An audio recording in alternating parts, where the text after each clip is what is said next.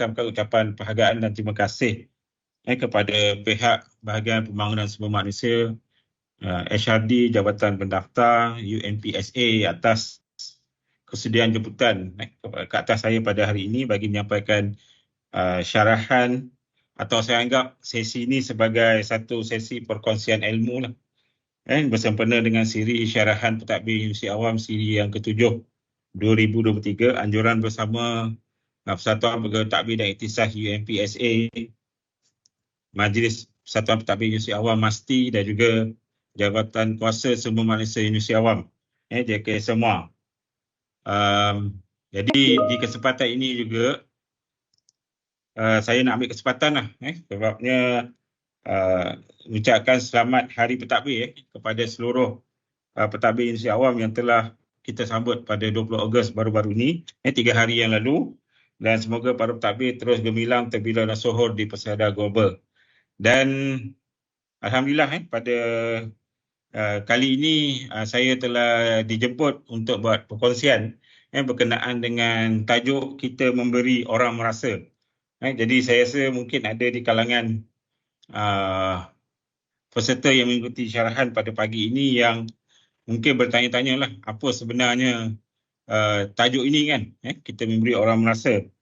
Sebelum saya meneruskan sesi syarahan pada hari ini, izinkan saya untuk saya memperkenalkan dirilah agar mungkin ada di kalangan para pendengar ataupun yang mengikuti program pada hari ini yang mungkin belum kenal diri saya lah, agar kita nak memudahkan urusan dan kefahaman semua kenapa tajuk ini dipilih dan juga sebagai tanda pengenalan lah kepada semua.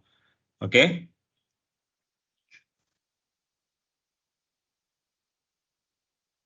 Alright.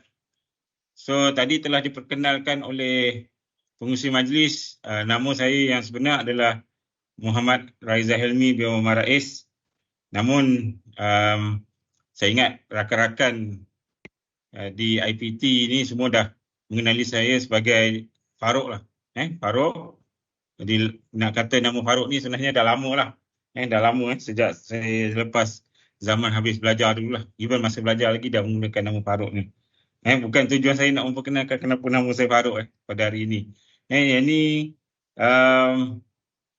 saya sekarang ni adalah sebagai pengarah perkhidmatan pelajar di Jabatan Haiwan Pelajar dan Alumni. Baru saja ditempatkan di HEPA dan saya telah berkhidmat di tempat-tempat lain lah sebelum ni. Dan kehidupan saya ingat saya menggunakan satu tagline. Kalau boleh nampak slogan yang dekat bawah tu, professional, open-minded, flexible dan juga versatility. That my slogan dalam kehidupan saya ini sejak saya telah memulakan kerjaya saya di selepas saya belajar dululah. Okey.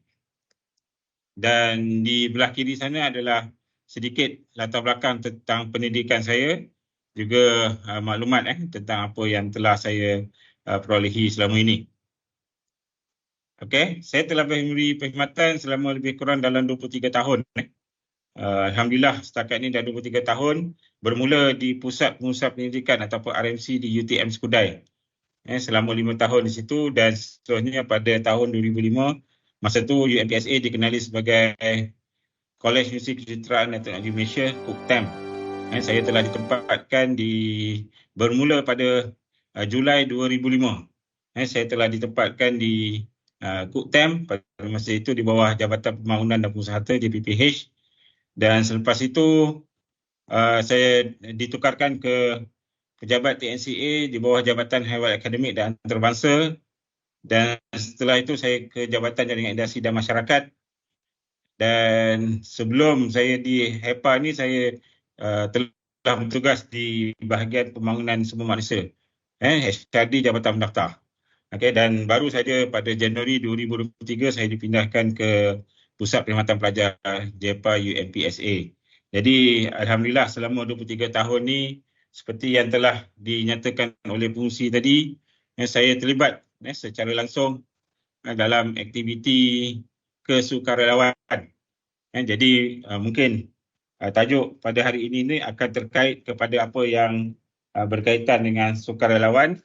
Namun saya akan kongsikan jugalah beberapa perkara yang mungkin boleh menjadi panduan dan juga pegangan kepada kehidupan kita ni lah. Alright. Dan di bawah tu mungkin tak apa nampak adalah antara pencapaian dan juga semangat saya selama berkhidmat di KUTEM ataupun sekarang ni dikenali sebagai UMPSA. Jadi Alhamdulillah kita akan sentiasalah meletakkan keutamaan organisasi itu melebihi daripada keutamaan diri kita sendirilah. Okey, dan saya juga telah terlibat dalam beberapa NGO dan juga badan beruniform. Dan di peringkat kebangsaan, kini saya sebagai setiausaha Jawatankuasa Kerja Ajutan Kosiswa Kebangsaan, Kos Siswa-Siswi Pertahanan Awam, baru saja daripada 2022 hingga kini. Dan sebelum ini saya juga terlibat sebagai Timbalan Presiden di bawah Majlis Persatuan Pentadbir Universiti Awam bermula daripada 2015 dan baru saja berakhir pada Jun 2023 baru-baru ini, iaitu lebih kurang dalam 8 tahun lah. Saya di dalam MASTI dan di peringkat daerah ataupun komuniti ini saya banyak terlibat dalam Satuan Penduduk dan juga KRT di Taman Perumahan. Dan di peringkat universiti ini ada beberapa NGO ataupun badan uniform yang saya terlibat lah, antaranya Badan Kebajikan Staf dulu, kemudian ada Persatuan Pegawai Tadbir dan Ikhtisas, Lembaga Koperasi, Pegawai Bersekutu, Sukarelawan Bencana UMP. Sebagai ketua sukarelawan bermula pada tahun 2013, tetapi aktiviti sukarelawan ni saya telah bermula pada tahun 2007 lagi. Apabila mula-mula lah. Sebab Pahang ni sinonim dengan bencana banjir. Jadi memang masa saya mula perkhidmatan di Pahang ni, saya pun agak kita tak biasa lagi lah negeri Pahang ni macam mana dan sebagainya. So bila kita dah duduk dalam negeri Pahang baru kita tahu bencana banjir ni merupakan satu bukanlah satu aktiviti tapi satu kejadian yang sentiasa berlaku di setiap tahun dan kalau ikutkan dia ada pattern lah. Ada yang kata 7 tahun sekali ke dan sebagainya. Dan Alhamdulillah, bukanlah nak kata Pahang ni menerima bencana ni saja. Kita juga banyak berhadapan dengan beberapa bencana lain lah. Dulu kalau masih ingat dulu kita pernah pada tahun 2009 dulu kita ada H1N1, lepas tu yang 2-3 tahun lepas kita ada COVID dan sebagainya. So kita termasuklah dalam konteks bencana. Dan kini saya adalah sebagai penyelaras latihan dan juga aktiviti di bawah Jawatankuasa Sukarelawan UMP lah. Okey.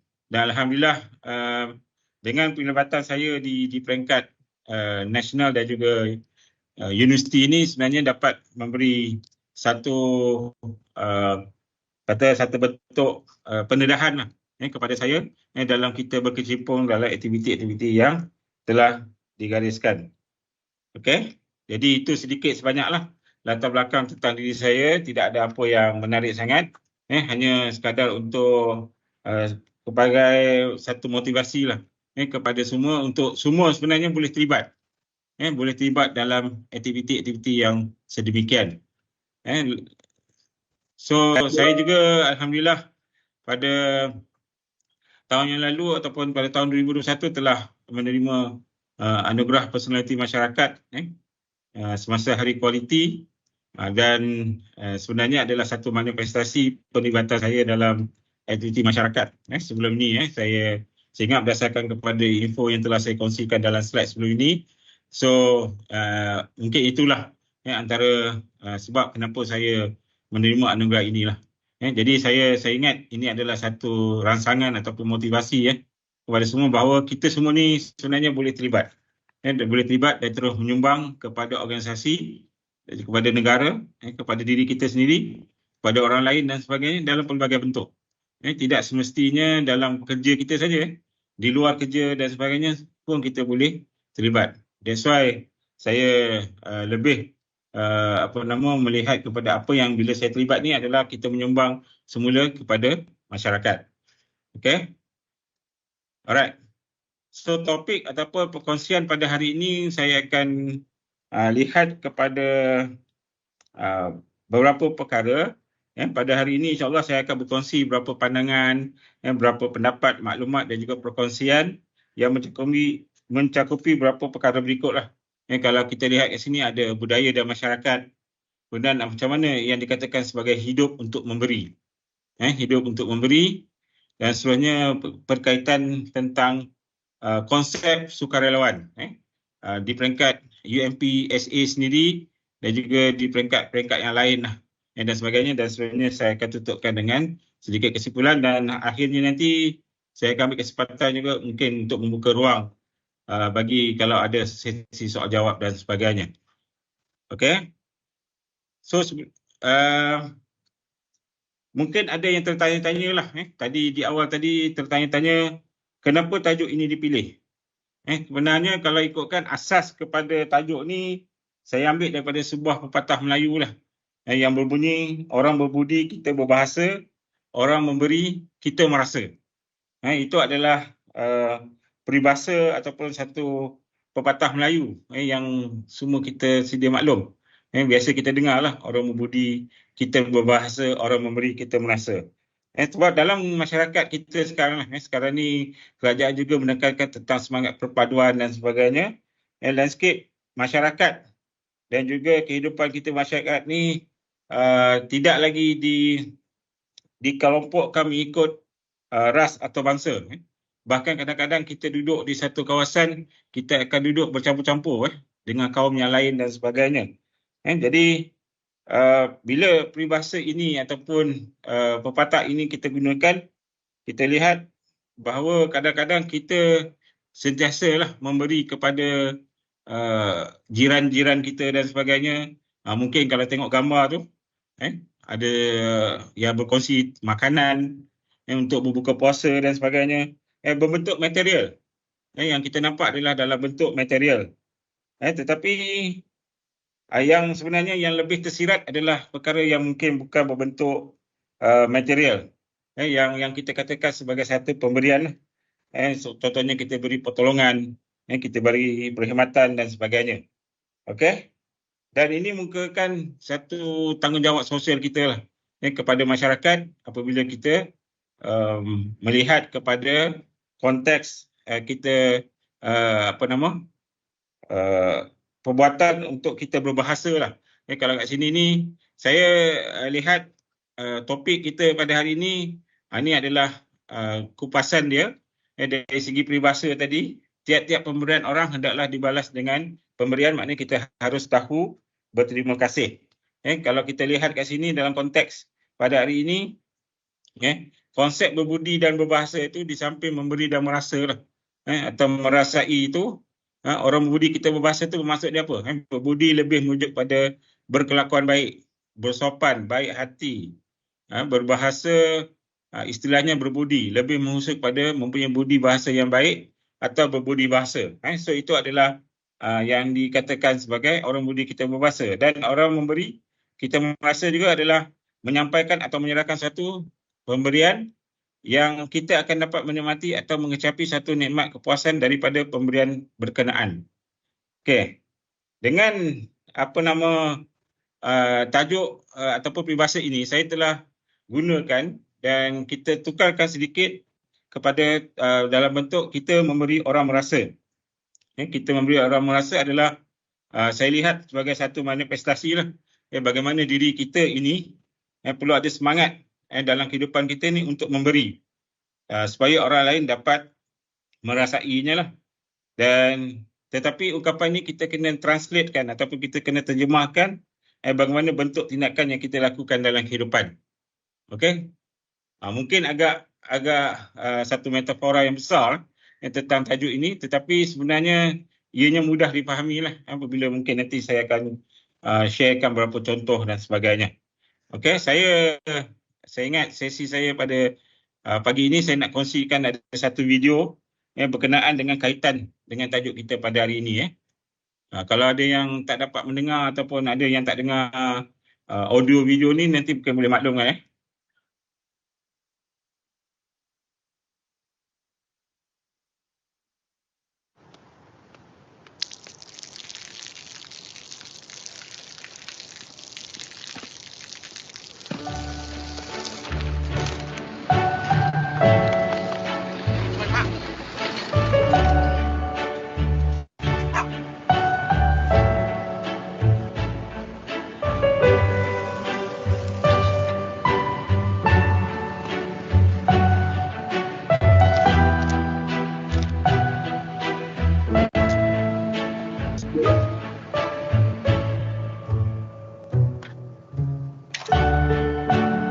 จะได้อะไรถ้าเขาทำแบบนี้ทุกวัน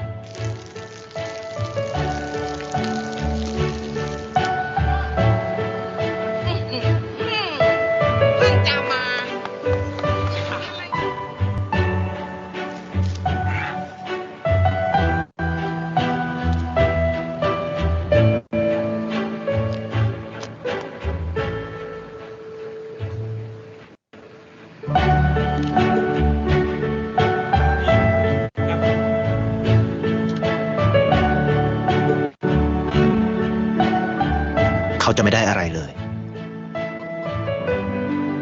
ไม่ได้รวยขึ้นไม่ได้ออกทีวีไม่มีใครรู้จักไม่ได้มีชื่อเสียงที่มากขึ้น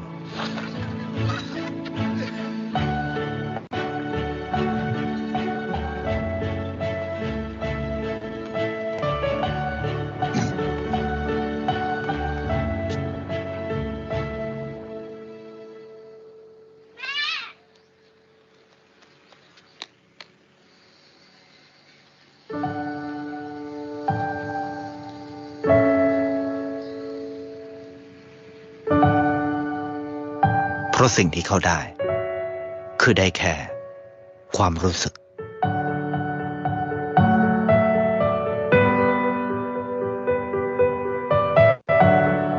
ได้เห็นความสุข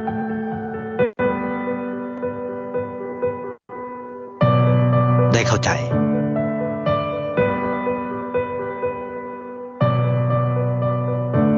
ได้ความรักได้ในสิ่งที่เงินซื้อไม่ได้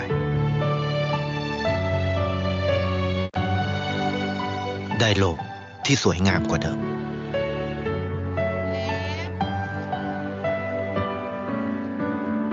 ในชีวิตคุณอะไรคือสิ่งที่คุณต้องการมากที่สุด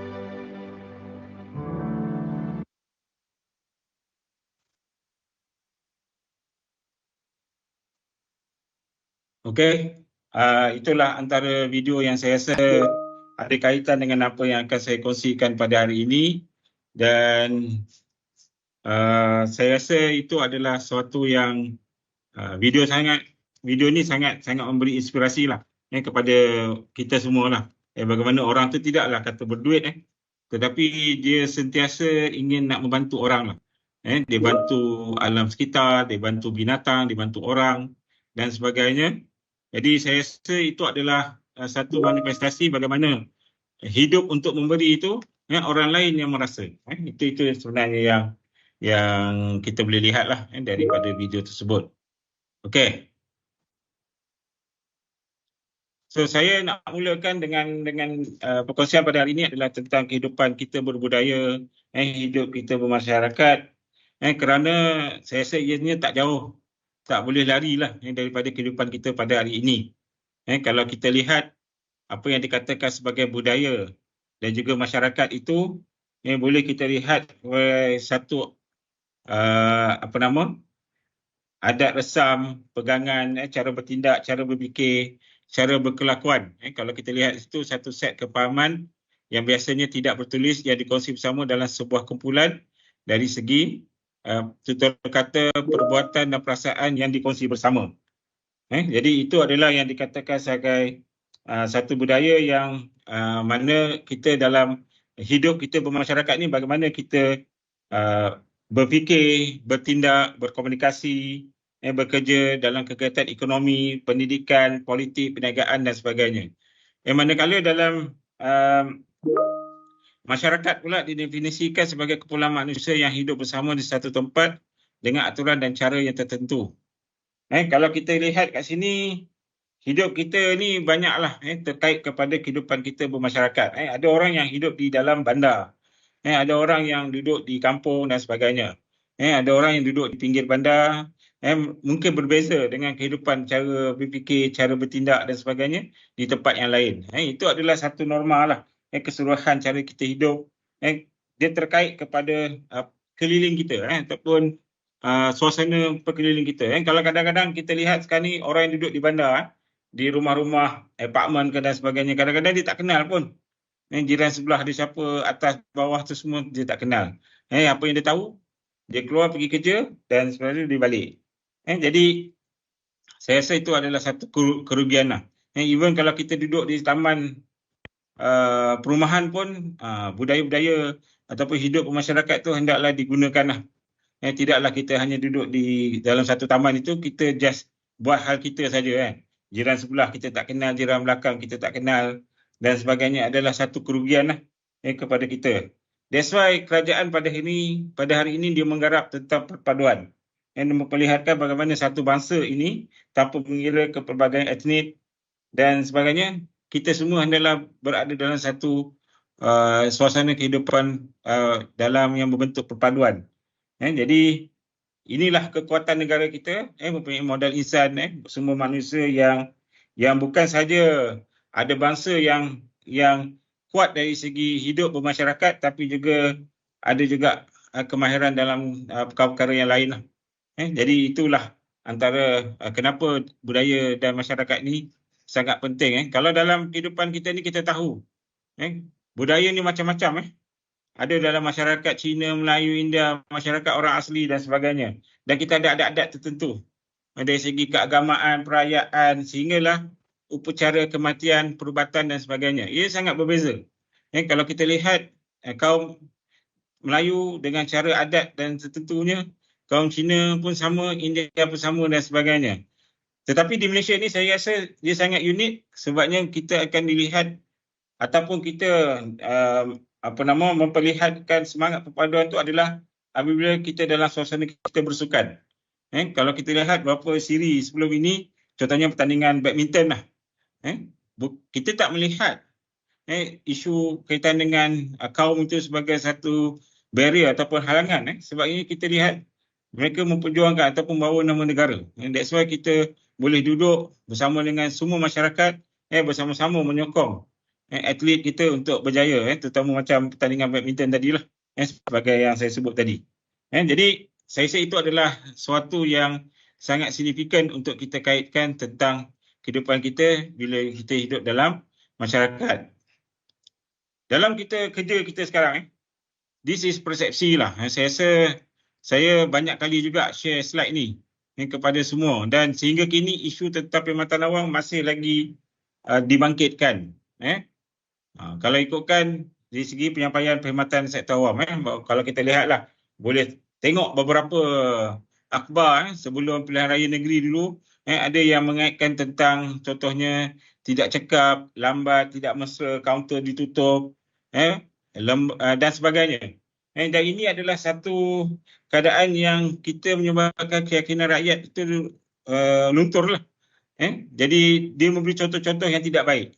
Contoh-contoh yang tidak baik, dan bila kita berhadapan dengan sektor awam yang kita lihat sikap pejabat awam yang seakan sudah menjadi tabiat mereka dalam penyampaian perkhidmatan. Ini adalah apa yang kita katakan masyarakat melihat ataupun rakyat kita melihat tentang perkhidmatan awam. Yang ini yang kita tak nak. Yang ini yang kita tak nak. Okey, kalau kita lihat pada gambar ni pun kita boleh rasa mungkin kita pernah berhadapan pun dengan suasana ini. Cuba tengok situ. Tegur saya jika saya tidak senyum. Kalau kita lihat kepada petugas kaunter tu pun, 3 orang tu pun tidak senyum lah. Jadi bila kita nak berurusan ni, bukan dia bila kita berurusan dengan orang yang di kaunter macam ni, saya rasa kita pun akan membatalkan niat kita. Dan saya nak ambil satu contoh lah. Saya baru saja berurusan baru-baru ni, sekitar bulan Jun baru ni, di immigration di Shah Alam, Selangor, yang saya rasa antara lokasi ataupun antara tempat kaunter awam yang saya rasa baguslah. Bagus, welcoming, maknanya dia layan kita tu dengan cara yang baik, cara yang berhemah dan sebagainya. Berbanding dengan satu lagi kaunter, ini saya tak nak sebutlah negeri mana, dan saya berurusan di situ. Tetapi mereka layan yang dia tidak bersungguh-sungguh dan sebagainya. So saya anggap bahawa berurusan di kaunter berkenaan tu adalah sesuatu yang tidak menarik lah. Berbanding bila saya berurusan di kaunter immigration di Shah Alam. Yang sangat polite, sangat baik hati dan sangat kata bertimbang rasa untuk kita. Dia tahu saya sebagai macam dia tahu saya orang Pahang. Contohnya saya datang dari Pahang, kenapa berurusan di Selangor dan sebagainya. So dia berbincang, berbual, menolong kita, membantu kita untuk menyelesaikan masalah. Itu adalah seorang petugas kaunter yang baiklah. Okey. Jadi berbanding dengan satu lagi pengalaman saya di sebuah kaunter di pejabat kerajaan di negeri yang saya tak nak nyatakan di sini. Okey. So itu adalah satu pengalaman yang tidak baiklah kepada diri saya sendiri ya. Alright. KSN juga telah menyatakan tugas penjawat awam ni bukan mudah. Kita akan sentiasa dipantau, diperhatikan dan diadili oleh rakyat atas kebolehan kita melaksanakan amanah. So maksudnya kita masih lagi tidak boleh lari daripada isu-isu kaitan dengan amanah, integriti dan sebagainya. So sangat terkait kepada apa yang berlaku pada hari inilah. Saya rasa kita semualah peringatan pada diri saya sendiri, isu-isu berkenaan dengan integriti, keterisan dan sebagainya tu masih lagi berlangsung dan kita harap benda tu dapatlah kita hindarinya. Kalau di peringkat negara, kerajaan kita pada hari ini telah memperkenalkan Malaysia Madani, iaitu satu ikhtiar secara bersepadu dan holistik untuk menjadikan segala dasar dan pelaksanaan Indonesia lebih manusiawi yang sentiasa ditambah baik menerusi musyawarah dan maklumat rakyat. Maknanya kita sebagai rakyat, kita masih boleh memberikan pandangan dan sebagainya berteraskan kepada 4 strategi utama itulah. Jadi saya tak cadang untuk mengupas apa yang dikatakan sebagai madani itu. Saya rasa ini semua kita boleh baca lah. Kita boleh baca dan kita boleh dengar apa yang dikatakan sebagai madani itu dan apa yang kita boleh sumbangkan kepada negara kita sendiri. Okey. Di sini adalah antara asas kenapa kita, kebanyakan kita ni adalah memang datang daripada universiti awam. Kenapa asas penubuhan universiti awam ni, apa asas dia? Kalau kita lihat dalam konteks falsafah pendidikan kebangsaan, ada menyatakan, di situ panjang kenyataan dia. Cuma saya nak memetik ada beberapa perkara iaitu yang dikatakan sebagai mencapai kesejahteraan diri serta memberi sumbangan terhadap keharmonian dan juga kemakmuran keluarga, masyarakat dan negara. Itu adalah antara jelas kenapa penubuhan kita ni sebagai universiti awam ini ditubuhkan adalah bersandarkan kepada falsafah pendidikan kebangsaan itu sendirilah. Dan dalam konteks kini saya duduk di bawah Jabatan Hawal Pelajar dan Alumni, of course kita melihat kepada pengajian tinggi ini menyasarkan 6 atribut pelajar. Tetapi yang kita nak lihat kat sini adalah mengimbangi antara ilmu dan akhlak, which is adab lah. Kalau dalam konteks UMP sekarang ni, Hawal Pelajar memang menekankan tentang aspek adab. Dan kita semua pun bersetuju di peringkat nasional, di peringkat kehidupan kita bermasyarakat juga, kita sentiasa bercakap berkenaan dengan adab, ilmu dan akhlak. Akhlak ni saya kaitkan sebagai adab jugalah. This is satu manifestasi kenapa pentingnya ilmu dan adab itu. Kita kena ada adab dulu, baru kita boleh berilmu. Jadi itulah cara kita nak menuntut ilmu pun, kita kena hormati guru dan sebagainya. So itu adalah antara perkara yang kita perlu fahami. Dan dalam sebuah universiti ini, kita ada peranan kita lah yang kita mainkan. Ini adalah 7 fungsi. Yang saya rasa bukan 7 fungsi ini saja, sekarang ini dah bertambah banyak lah. Yang apa yang kita tahu adalah dari segi pengajaran, penyelidikan, perundingan, sehinggalah kepada pembangunan pelajar itu sendiri. Itu adalah tanggungjawab kita lah dalam kehidupan kita di universiti ini. Dan peranan kita di universiti ini yang kita kaitkan ataupun kita sandarkan kepada Pelan Pembangunan Pendidikan Tinggi 2015 hingga 2025 itu sendirilah. Okey, jadi saya ingat di peringkat UMPSA ini sendiri memang berlandaskan ataupun bersandarkan KPI-nya adalah kepada 10 lonjakan ini, dan kita sebagai warganya hendaklah sentiasalah membantu dan bersama-sama dalam mendukung dan memastikan agenda Pelan Strategik UMP ataupun dikenali sebagai UMP 25 itu dapat dilaksanakan dengan jayanya. Okey. Dan kita tahu staf universiti awam ni hampir, mungkin jumlah ini sudah meningkat. Ini adalah data pada Februari 2020. Sekarang dah 2023.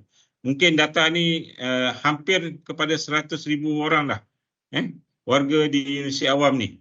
Kalau kita lihat komposisi yang terbesar adalah kumpulan pelaksana dan selepas itu diikuti oleh kumpulan akademik dan lepas itu adalah kumpulan pentadbir profesional dan kumpulan pengusaha tinggi itu sedikit sajalah, which is yang top management dan sebagainya. So ini adalah orang-orang yang sebenarnya berada dalam keliling kita. Berada dalam keliling kita yang kita semua ada peranan dekat tersendiri di sini. Alright.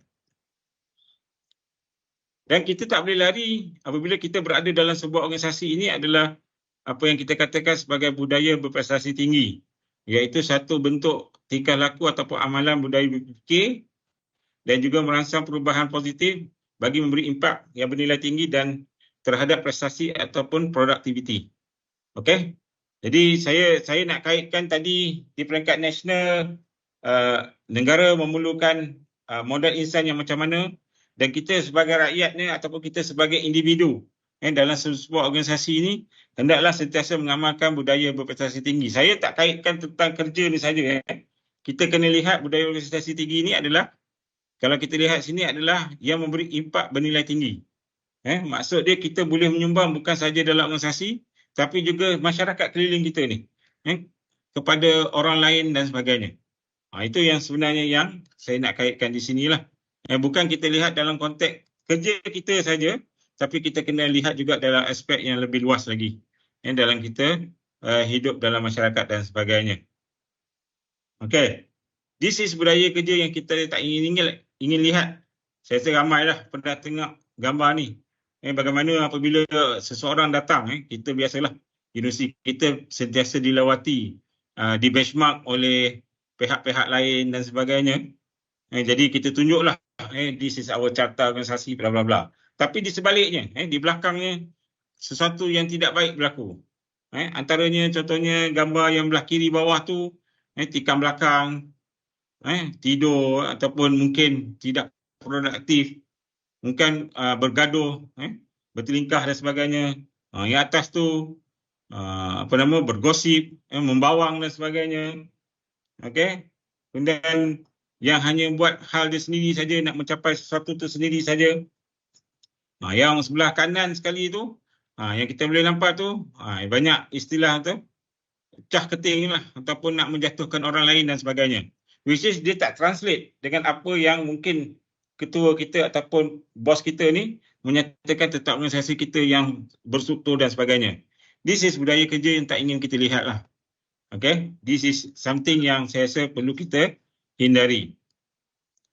Dan dalam ciri-ciri budaya kerja berprestasi tinggi ini, saya rasa ada yang terkait kepada tajuk pada hari ini, iaitu kita memberi orang merasa. Kalau kita lihat, nombor 1 sendiri telah menggambarkan perkara tersebut. Membantu pekerja lain ketika mereka bercuti, membantu tanpa diminta. Okay? Datang awal dan sehinggalah tiada dalam senarai kerja tapi tetap memberi komitmen. Itu adalah antara ciri-ciri budaya kerja berprestasi tinggi yang kita boleh amalkanlah, yang boleh kita lihat dan sebagainya. Macam mana kita nak meningkatkan produktiviti kita. Okey. So saya telah mulakan topik pada hari ini melihat di peringkat nasional macam mana, di peringkat organisasi macam mana. So ini adalah lebih kepada bagaimana pula kita hidup dalam bermasyarakat. Hidup untuk memberi. Hidup untuk memberi ini adalah satu istilah ataupun saya katakan sebagai satu perkara yang boleh kita jadikan satu panduan kepada kita ni. Hidup untuk memberi. Sentiasa hendak memberi dan sebagainya. Pertama adalah kita kena tahulah dalam kehidupan kita ni ada perkara kenapa kita mula-mula dulu nak bekerja. Kita kena tanya dulu kenapa dulu kita nak kerja sangat kan. Selain nak menyara keluarga, ekonomi dan sebagainya, mungkin ada sebab-sebab yang lain. Kita kena tahu apakah, kita kena sedar apa amanah yang perlu diberikan kepada diri kita lah.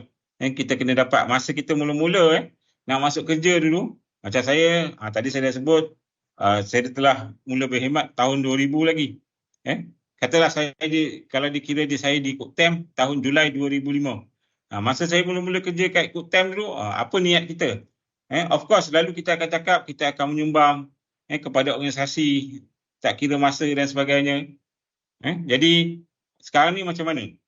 Kita imbas balik, kita sedar balik. Apa yang telah kita janjikan tu, adakah kita dah capai dan sebagainya.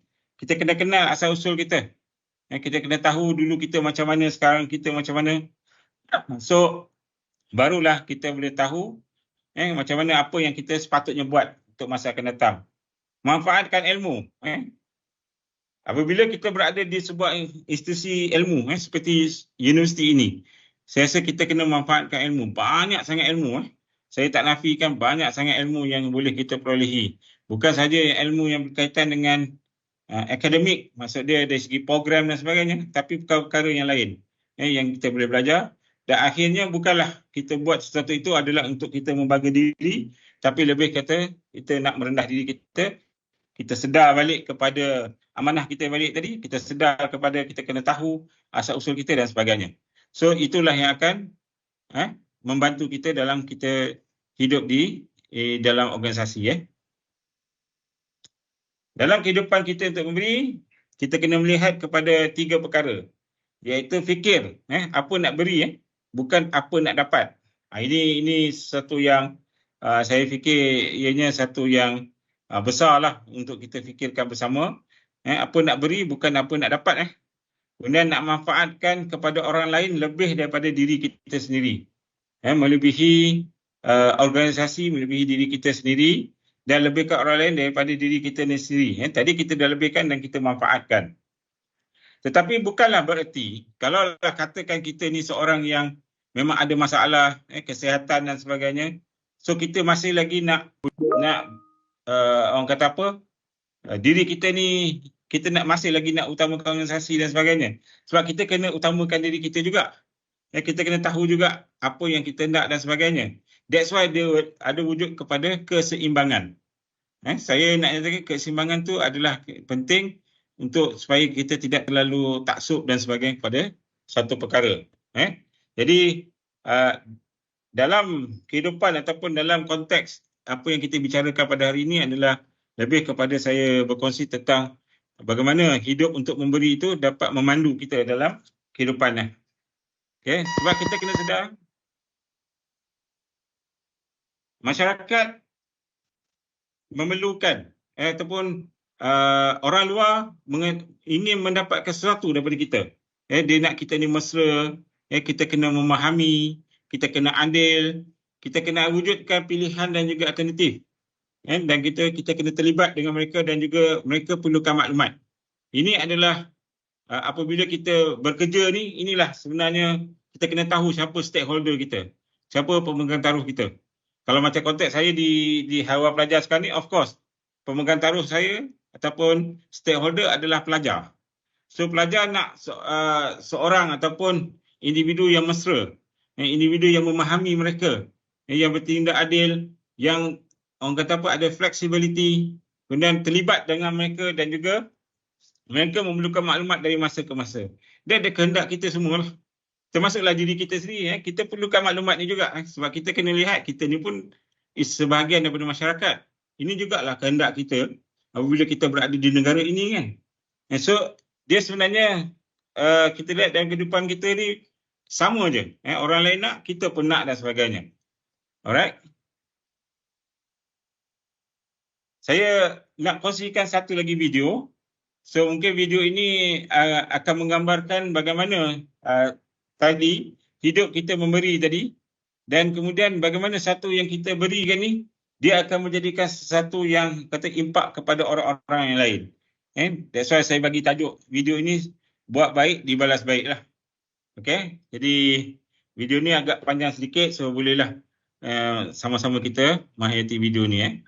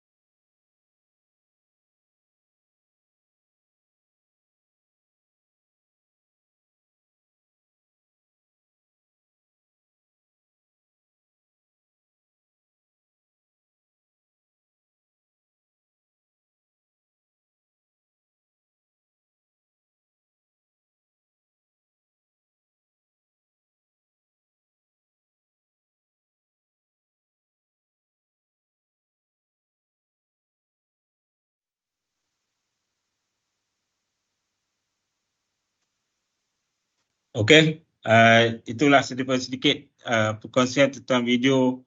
Apabila kita buat sesuatu yang baik, sebenarnya kita kena yakin dan percaya bahawa baik juga yang kita akan dapat lah. Jadi kita tak rugi sebenarnya nak buat baik kepada orang dan sebagainya. Tapi yang penting adalah niat kita kena ikhlas lah. Bukanlah kata kita buat sesuatu tu sebab kita nak menunjuk ke dan sebagainya. Alright. So sebenarnya hidup untuk memberi ni kita boleh lihat kepada beberapa konteks lah.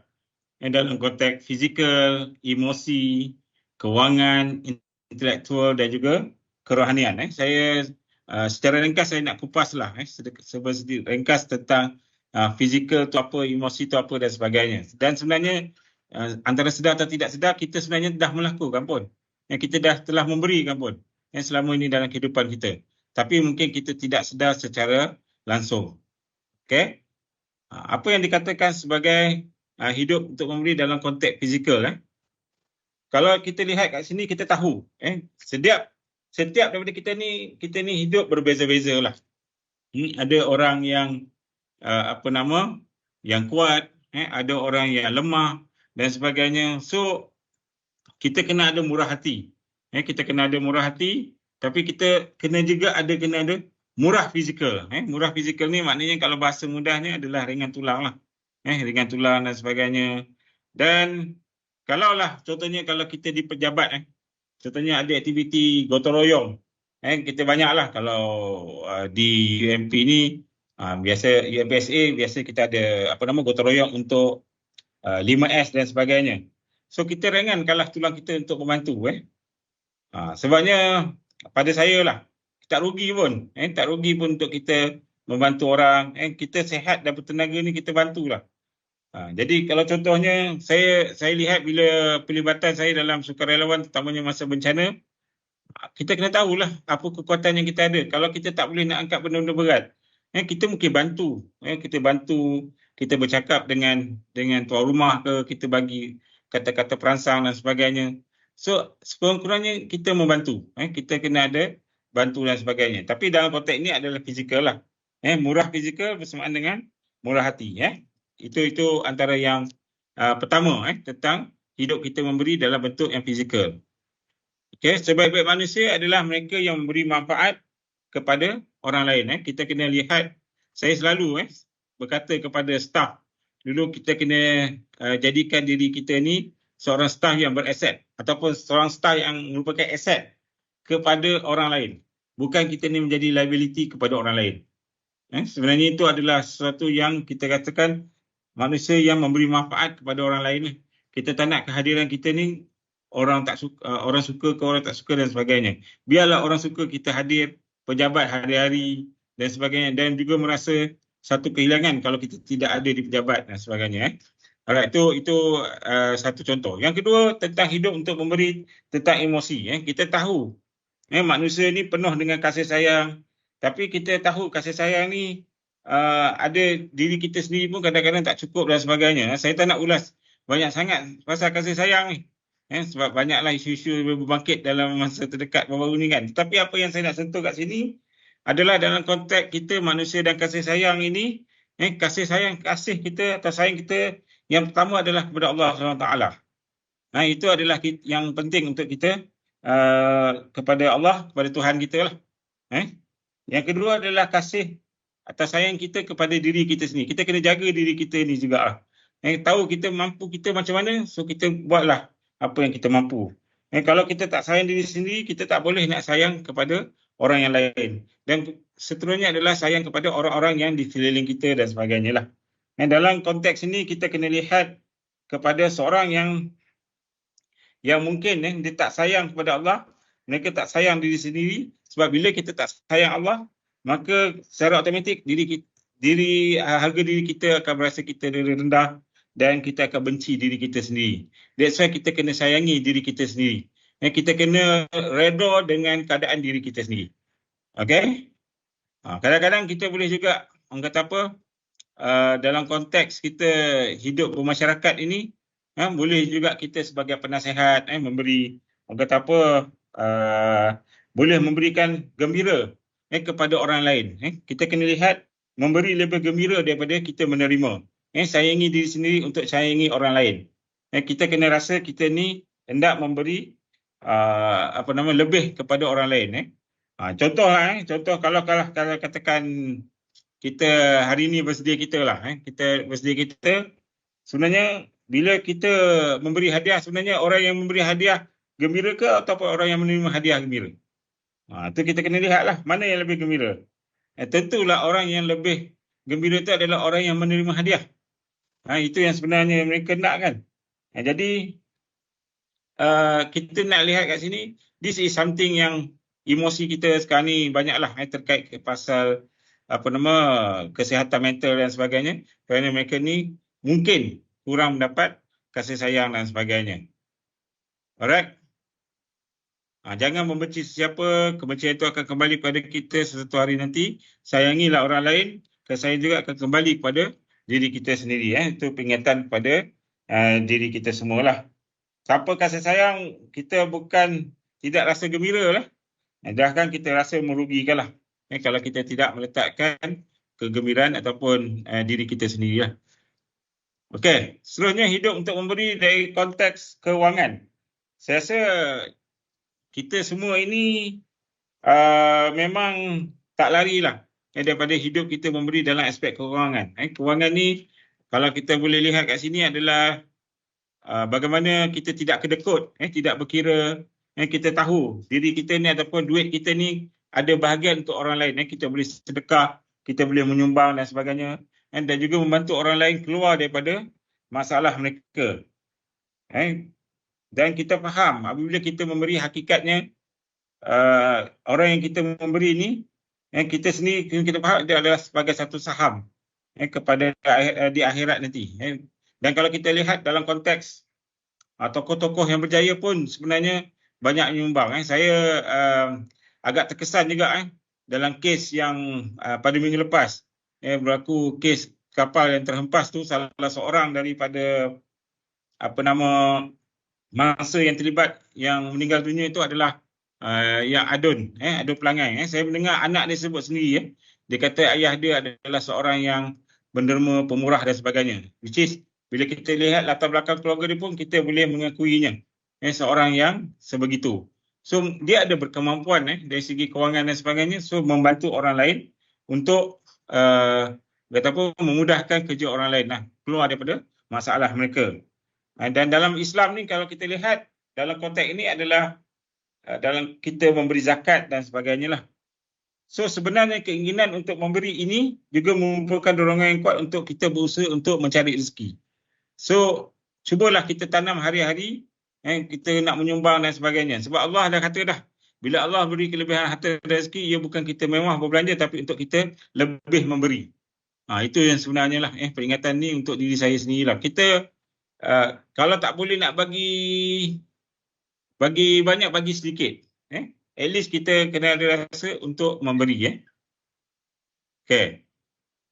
Dalam konteks UIP ni, dia biasanya kita ada satu program di bawah HEPA ni yang dipanggil kongsi rezeki, yang pelajar bila masuk, bila pelajar nak exam dan sebagainya, ada kongsi rezeki, kita bagi sarapan percuma, kemudian kita ada food pantry dan sebagainya. So pelajar boleh datang untuk mendapatkan kemudahan makanan dan sebagainya. So itu adalah perkara-perkara ataupun tindakan yang diambil.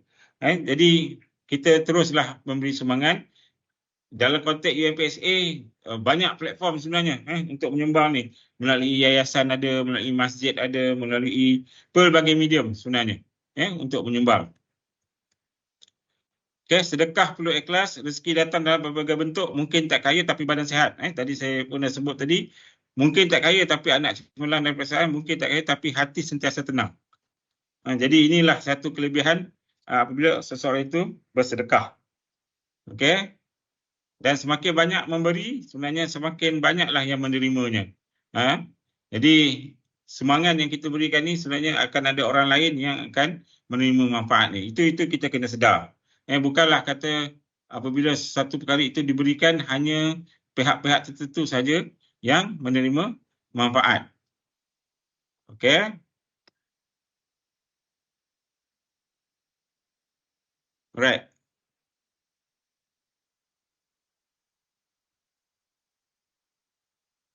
Okey. So perbezaan gaji dan rezeki yang saya pernah kongsikan dululah. Janganlah kita menjadi seseorang yang sentiasa menunggu pada setiap bulan untuk menghadap dinding saja. Jadi kita kena tahu apa yang kita boleh sumbangkan. Ini beza antara gaji dan juga rezeki lah. Saya rasa gaji ada slip, rezeki tidak ada. Gaji ada company bank in, rezeki daripada Allah. So kita kena faham daripada konsep rezeki. Banyak kita menyumbang, banyaklah kita memberi ni, insya-Allah Allah akan berikan rezeki dalam pelbagai bentuk. Kita jangan fikir bentuk kewangan saja. Kesihatan, mungkin kita duduk dalam kehidupan yang gembira dan sebagainya, itu juga adalah satu rezeki. Saya yakin dan percaya mungkin ada rakan-rakan yang baru balik daripada menunaikan fardu haji dan sebagainya telah menggunakan kewangan yang besar untuk pergi ke sana dan sebagainya. Tetapi saya yakin dan percaya benda ni berlaku dalam kehidupan saya lah. Bila saya lihat arwah mak dan juga ayah saya sentiasa menyumbang dan sebagainya dalam bentuk rezeki yang sebenarnya kita tak boleh nak ungkapkan.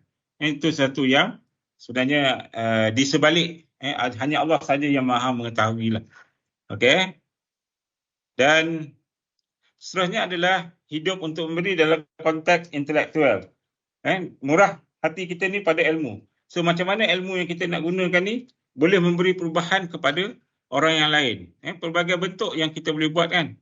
Antaranya orang yang berilmu, kita berkongsi ilmu, kemudian berkongsi kejayaan individu ni untuk pembangunan organisasi. Saya rasa JK semua ni ataupun MASTI dan sebagainya sentiasa melaksanakan pelbagai program. Itu kalau di gambar-gambar ni adalah antara program-program yang pernah dilaksanakan sebelum ini. Dan even kalau di peringkat universiti kita ada syarahan umum, syarahan umum profesor, syarahan umum kebangsaan, syarahan umum antarabangsa dan sebagainya. So sebenarnya adalah apa? Kita kena lihat. Sebab kita berada di sebuah organisasi yang bernama universiti. Universiti ini adalah tempat ilmu. Bila tempat ilmu adalah kita kena menggunakan segala kemudahan dan juga orang-orang yang ini untuk kita dapatkan. Kita cuba mencari ilmu yang mereka ada. Bagi kita nak mewujudkan sebuah organisasi yang mana kita boleh menyumbang balik kepada di dalam organisasi dan juga di luar organisasi kelak. Kalau kita lihat kat sini, that's why saya sangat menitik beratkan tentang aspek berkongsi ini kerana tak rugi pun. Kita hari ini kita bantulah satu orang dan orang tu pula nanti bantu orang lain dan orang lain akan bantu dan terus bantu dan akhirnya kita akan hidup dalam kehidupan yang terbaik sebenarnya. So kita tak rugi sebenarnya untuk kita membantu. Okay, apa akan jadi sekiranya berkongsi ilmu? So of course sebenarnya kalau kita berkongsi ilmu, banyak sangat ilmu-ilmu baharu yang kita akan dapat. Sebab kita kena sedarlah. Kita ni pun ada limitation kan. Sebabnya tak semua kita tahu. Tapi kalau ada orang yang lain bagi tahu, ada orang lain yang memberitahu kita dan sebagainya, so ilmu yang kita dapat tu boleh kita manfaatkan. Dan akhir sekali adalah hidup untuk memberi dalam konteks kerohanian. Saya rasa ianya tak larilah dengan apa yang telah saya sebut di awal tadi. Mungkin dalam kehidupan kita beragama, kita nak menyampaikan sesuatu yang baik, yang berilmu, beramal dan ikhlas.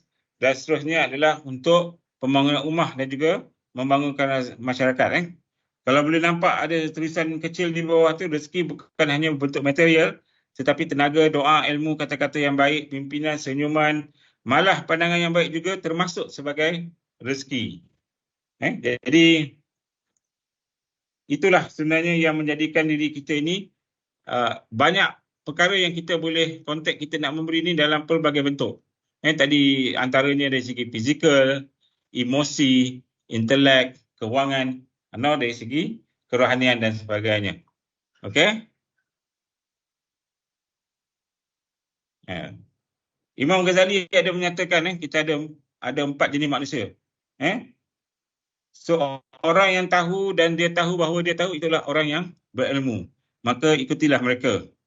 Orang yang tahu tapi tidak tahu bahawa dia tahu, itulah orang yang lalai. Maka berilah mereka peringatan. Orang yang tidak tahu dan dia tahu bahawa dia tidak tahu, itulah orang yang jahil. maka ajarilah mereka. Dan orang yang tidak tahu dan dia tidak tahu bahawa dia tidak tahu, itulah orang yang bodoh dan degil. Oleh itu tinggalkanlah mereka. Ini Imam Ghazali telah beri pesan lah. Kepada kehidupan kita ni terdapat 4 jenis manusia. Harapnya kita menjadilah orang-orang yang terbaik lah dalam kehidupan ini supaya kita menjadi ikutan, menjadi teladan kepada orang yang lain. Kepada orang lain. Okay.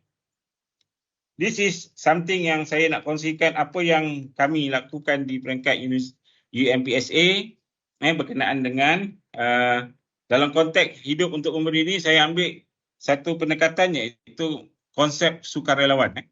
Tadi saya dah mulakan di awal tadi, saya dah ceritakan apa yang sukarelawan yang dibuat, termasuklah bukan saja bencana. Saya juga terlibat dalam masa yang saya sebut tadi dari segi dalam konteks kepimpinan dalam NGO. Itu juga adalah antara sumbangan yang kita boleh berikan. Dalam konteks saya dalam Badan Uniform juga adalah salah satu konteks sumbangan yang boleh kita berikan sebagai Badan Uniform di bawah Pertahanan Awam. Contohnya. So dalam konteks pada hari ini ataupun slide yang seterusnya adalah konsep sukarelawan yang kita rasa kita boleh melihat apa yang kita boleh sumbang. Apa yang kita boleh rasa, yang kita rasa orang lain juga boleh mendapat manfaat dia. Okay? This is apa yang UMPSA lakukanlah untuk makluman kepada semua. Okay. Kalau kita lihat kepada definisi sukarelawan, ianya adalah merupakan seseorang atau sekumpulan manusia yang melakukan aktiviti kesukarelawanan atas kemahuan sendiri secara sukarela tanpa paksaan mana-mana pihak dan tiada ganjaran khas yang diperuntukkan. Kalau konteks sukarelawanan itu adalah satu konsep dan amalan yang berhubung dengan sumbangan atau perkongsian masa, sumber, pengetahuan, kemahiran dan kebolehan serta pengalaman yang dilaksanakan tanpa paksaan. Kalau kita lihat kat sini, sukarelawan itu apa? Dibuat dengan kemahuan sendiri, tanpa paksaan, tanpa ganjaran. Itu kita kena lihat, itu dah dalam konteks sukarelawan. Maknanya kita buat sesuatu tu memang kehendak kita sendiri. Memang kita nak terlibat dalam operasi, kita nak terlibat dalam membantu orang lain dan sebagainya. Tidak dipaksa oleh pihak lain dan juga kita tahu bahawa dia tiada ganjaran yang akan diperolehi daripada aktiviti yang kita lakukan. Itu adalah kesukarelawanan atau sukarelawan. Okey, itu adalah satu info lah kepada kita. So persoalan, apa yang dikatakan sebagai apa kerja sukarela? Contoh yang pertama, seorang muda menolong warga tua melintas jalan yang sibuk. Adakah itu dikatakan sebagai sukarela atau tidak? Yang kedua, pelajar sekolah memungut kaca di tepi jalan dan memasukkannya ke dalam baku sampah. Adakah itu dikatakan sebagai sukarela? Seterusnya, penduduk kampung bergotong royong membersihkan kawasan kediaman. Sekumpulan pemuda mendidik masyarakat dan berkempen minta diturunkan harga barang-barang. Seorang wanita membantu menenangkan pesakit yang menghadapi trauma. Dan dalam konteks kita ni, warga universiti membantu masa-masa banjir. So persoalannya, apakah ini kerja sukarela? Jadi kita kena tahulah. Kita kena tanya diri kita sendiri. Sama ada ianya adalah kerja sukarela ataupun yang kita kena paksa dan sebagainya. So kita kena jawapannya ada dalam diri masing-masing lah. So persoalannya, adakah itu semua kerja ataupun hemat sukarela? So of course, kalau kita lihat, ianya adalah merupakan satu kerja-kerja sukarelawan jika ianya dilakukan dengan ikhlas, tanpa mengharapkan ganjaran dan balasan material, tanpa paksaan sesiapa dan memberi manfaat kepada pihak sasaran ataupun pihak yang kita bantu. That the thing yang sebenarnya penjelasan tentang apa itu sukarelawan. Okay? Jadi semua apa yang dibuat itu sebenarnya adalah satu bentuk aktiviti ataupun satu bentuk tindakan yang kita katakan sukarela. Jadi sebenarnya memang kita dah buat pun. Tetapi ianya satu perkara yang kita kena lihat, satu yang lebih besar lagi lah. Bagaimana kita nak membantu dengan secara ikhlas tanpa mendapat ganjaran apa-apa tanpa dipaksa oleh sesiapa saja. Itu sebenarnya something yang perlu ada lah dalam diri kita. Saya nak nyata kat sini sebabnya kita kena lihat kepada perkara ini dalam konteks yang lebih besar. Hari ini mungkin kita senang, tapi kita tahu besok kita macam mana dan sebagainya.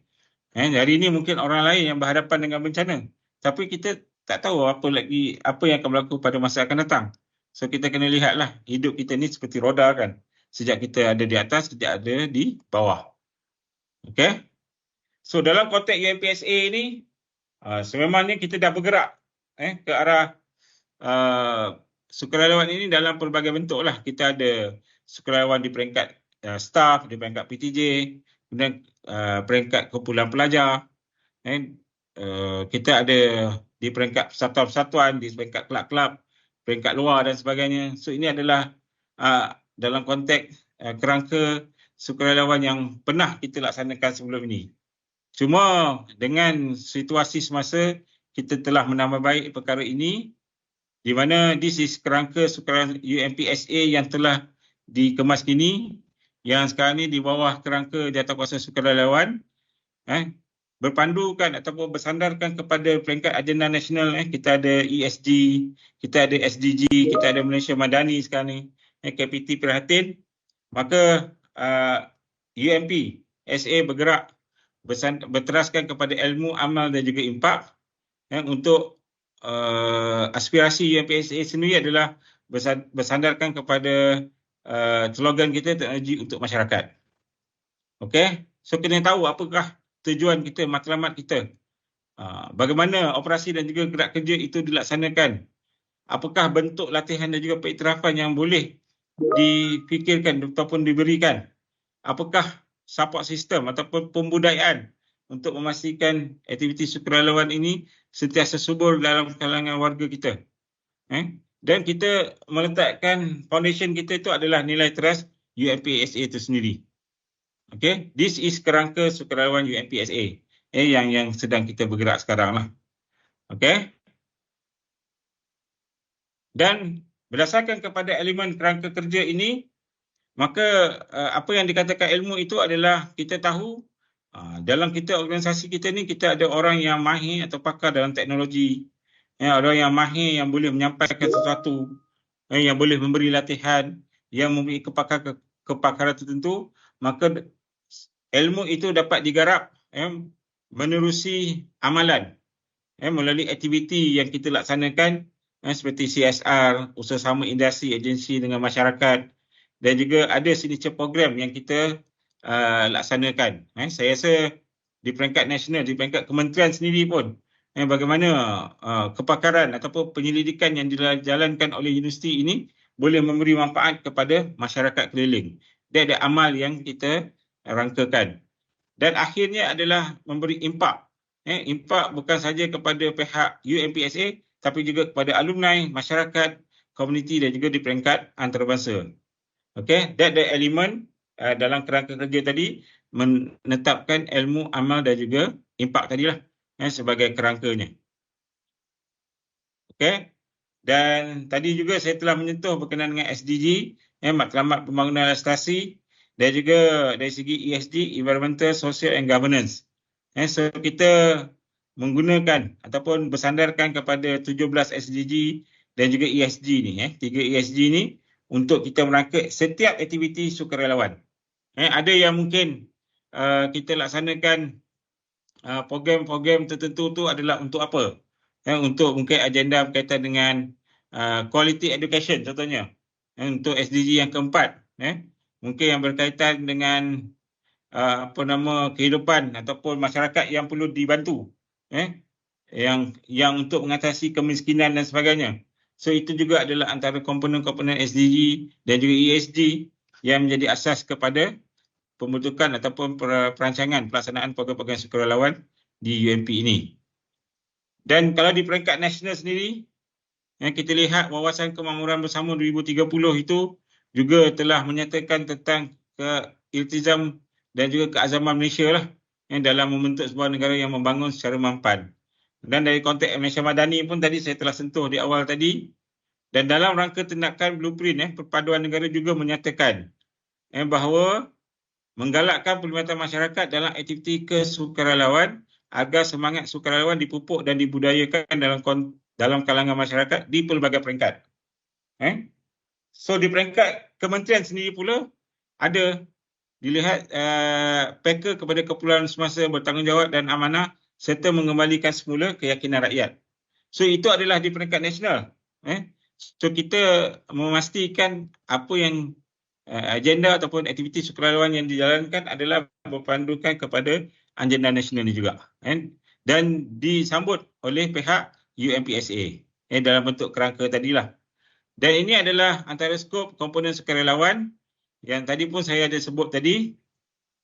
Kita memfokuskan pada 3 skop utama lah aktiviti sukarelawan di UNPSA ni, iaitu dari aspek khidmat komuniti, program-program pasca bencana, program-program CSR, program-program usaha-sama industri, agensi dan juga komuniti. Itu yang di bawah kategori khidmat komuniti. Sama juga kalau anda kata di peringkat alam sekitar, banyak yang kita laksanakan adalah dari segi penanaman pokok, dari segi zero carbon. Memang banyak juga dilaksanakan di dalam UNPSA ini, yang kita menyokong kepada agenda penghijauan kampus dan sebagainya.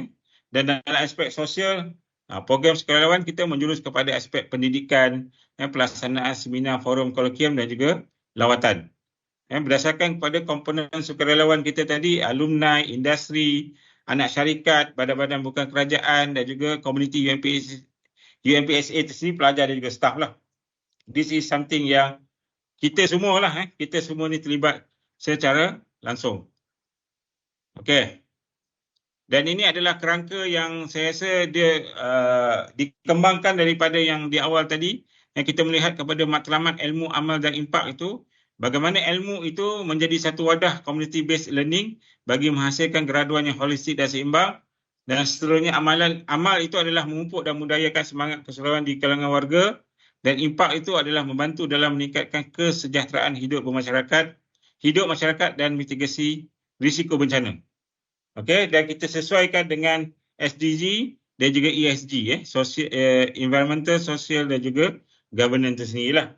Dan kita ada penggerak-penggerak sukarelawan dalam komuniti dalam kita, komuniti luar dan juga komuniti yang kita panggil sebagai swasta, agensi dan juga NGO. So sebenarnya UMP sangat memberi penekanan kepada aktiviti sukarelawan yang dijalankan kini lah. Okey, alhamdulillah. Sebenarnya kerangka jawatankuasa sukarelawan ni, walaupun kita telah bergerak sebenarnya lebih awal sejak, saya rasa sejak penubuhan KUPTEM dulu pada tahun 2002 dan sehingga kini tahun 2023, sudah hampir 21 tahun UNPSA ini. Pada tahun 2021 susulan dengan penubuhan Institut Tamadun dan Kajian Strategik IKAS, maka sebuah jawatankuasa ditubuhkan yang dipanggil sebagai jawatankuasa sukarelawan. Dan kita telah bergerak daripada 2021 itu, dari segi punca kuasanya, dari segi perbincangan awal, dari segi pelibatan sukarelawan, dan sehinggalah kita laksanakan satu bengkel pada Februari 2022. Dan alhamdulillah pada 17 Februari itu, Kebaduli Yang Maha Mulia Pemangku Raja Pahang telah berkenan untuk dilantik sebagai penaung diraja bagi jawatankuasa sukarelawan. Itu sebenarnya satu manifestasi yang sangat unggul lah kepada pihak UNPSA. Jadi kita lihat dengan melalui penubuhan IKAS tersebut, maka elemen sukarelawan yang berfokuskan kepada kelestarian alam, misi kemanusiaan dan juga kesejahteraan komuniti dengan pelantikan Pemangku Raja sebagai penaung diraja sukarelawan UNPSA. Yang kita seiring dengan SDG dan juga ESG tadilah. Okey, jadi alhamdulillah apa yang kita laksanakan sekarang adalah merupakan dokongan dan juga sokongan daripada Kebaduli Yang Maha Mulia Pemangku Raja Pahang, dan insya-Allah akan diteruskan pada masa akan datang, dan inilah antara fokus yang diberikan oleh pihak UNPSA itu sendirilah. Okey. Dan kita menggunakan jenama UMP Kilau ataupun UNPSA Kilau lah sekarang ni. Dengan susulan perubahan nama kita, UNPSA Kilau. Kilau tu sendiri ada maksud dia ataupun ada maknanya. Kilau tu bermaksud K adalah community, I innovative, L lestari, A agresif dan U universal. Inilah jenama yang akan kita gunakan. Saya harap kalau mana-mana PTJ yang melaksanakan pelbagai aktiviti sukarelawan boleh menggunakan nama ataupun jenama sukarelawan Kilau ni. Kilau ni kita boleh gunakan. Jadi pelbagai program telah dilaksanakan. Kita pun dah ada baju ni dan sebagainya. Inilah penjenamaan kita untuk kita bergerak di peringkat UMPSA itu sendirilah. Dan saya percaya di organisasi-organisasi lain, di institusi lain banyak yang juga menubuhkan satu pasukan, satu squad untuk menggerakkan aktiviti sukarelawan. Contohnya Thousand Volunteers, kita ada squad Cakna, kita ada macam-macam lah jenama-jenama yang dah diberikan dan sebagainya. Tapi dalam peringkat UMPSA, kita menggunakan UMPSA Kilau.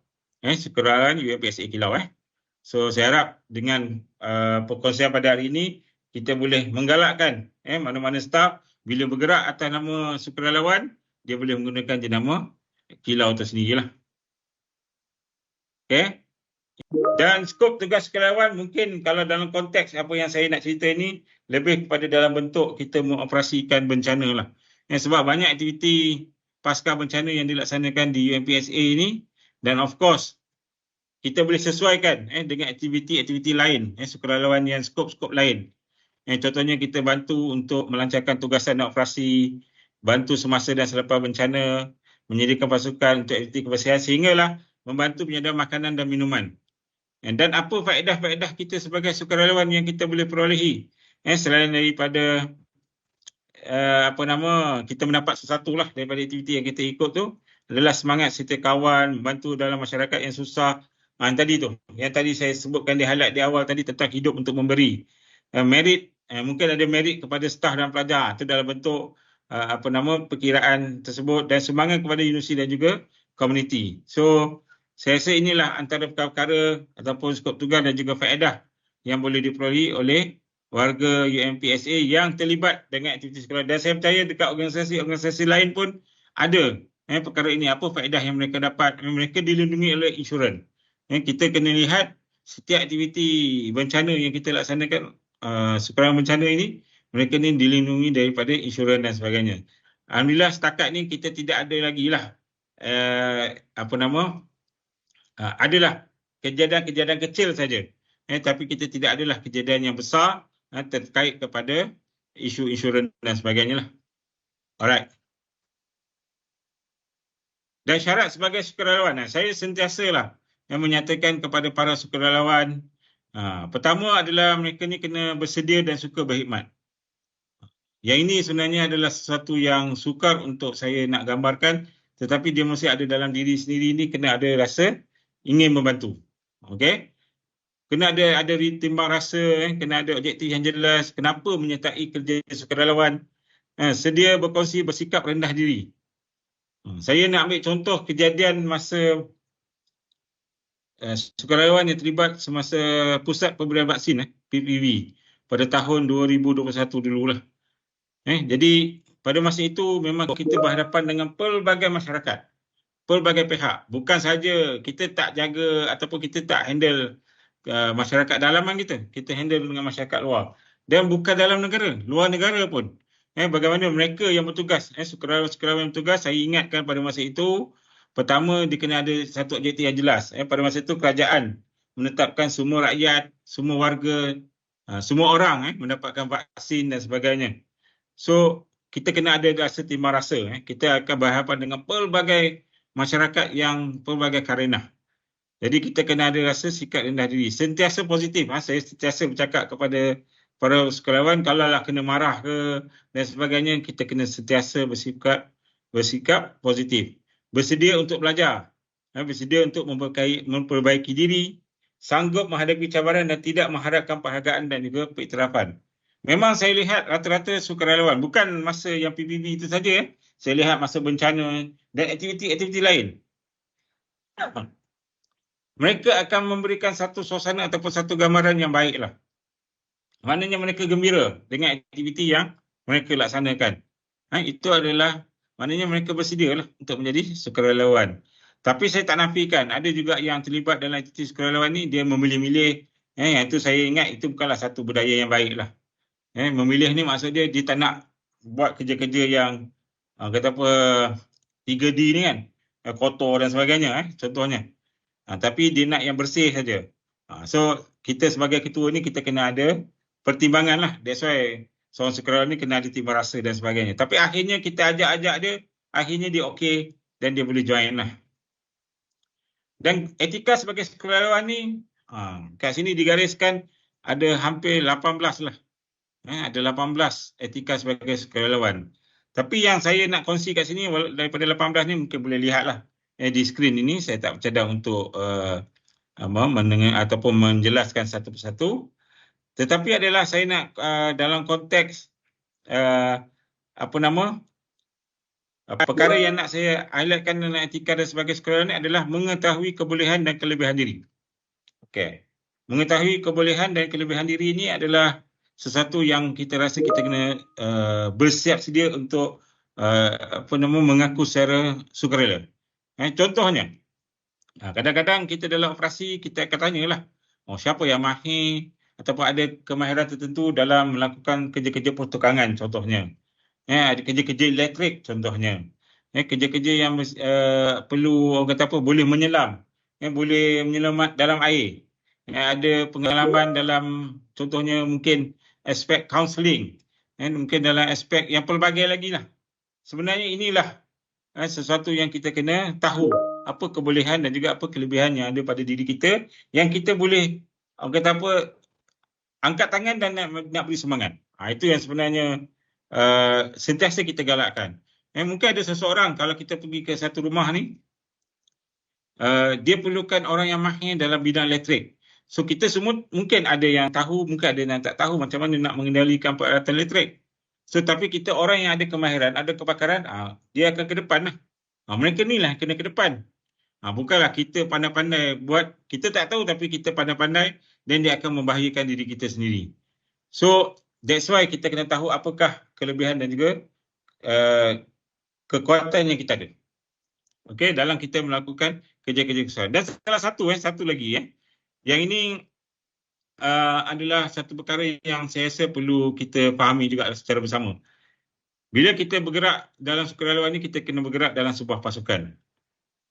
Sebagai contohnya, kalau kita bergerak dalam sukarelawan satu bencana, kita bergerak pergi ke kawasan tertentu dan sebagainya, kita membawa jenama UMPSA, jenama organisasi kita lah. Jenama UMPSA, organisasi, dan kita kena tahu batas ataupun apa yang kita kena lakukan tu. Sebab orang memerhatikan kita. Kita mungkin pakai vest, kita pakai baju yang ada berlambangkan organisasi kita ni. So kita kena bergerak dalam satu pasukan. Janganlah kita bergerak bersorangan dan sebagainya. Jadi dia akan menggambarkan sesuatu yang tidak baik lah. So that's why saya selalu menekankan kepada sukarelawan supaya bergeraklah secara dalam berpasukan, dan satu pasukan dan sebagainya. Okey, ini adalah antara etika sebagai sukarelawan lah, yang saya rasa semua boleh lihat, boleh membacanya dan memahami tentang apa yang perlu kita lakukan sebagai seorang sukarelawan. Okey. Dan ni beberapa slide saya yang seterusnya ni adalah banyak pada gambar-gambar lah. Aktiviti-aktiviti yang pihak UMPSA pernah laksanakan sebelum-sebelum ini, yang saya percaya mungkin banyak lagi gambar. Banyak lagi aktiviti-aktiviti yang dijalankan oleh PTJ lain dan sebagainya. Tapi inilah antara gambar-gambar yang pernah kita laksanakan di peringkat UMPSA. Ini adalah antara sukarelawan pasca bencana pada tahun 2021 yang kita bersama-sama dengan Yang Hormat Datuk Naib Chancellor pergi membersihkan sebuah rumah di kawasan berdekatan dengan area Pandan lah. Macam saya sebut, Pantai Timur ni, Pahang ni memang antara kawasan yang sentiasa berhadapan dengan bencana banjir dan sebagainya. Okey. Sama juga beberapa NGO juga membantulah. NGO juga membantu bencana kita ni di peringkat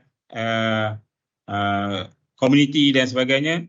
Bukan saja di kawasan kampung, sekolah, taman dan sebagainya. So kita dapat juga penyumbang-penyumbang.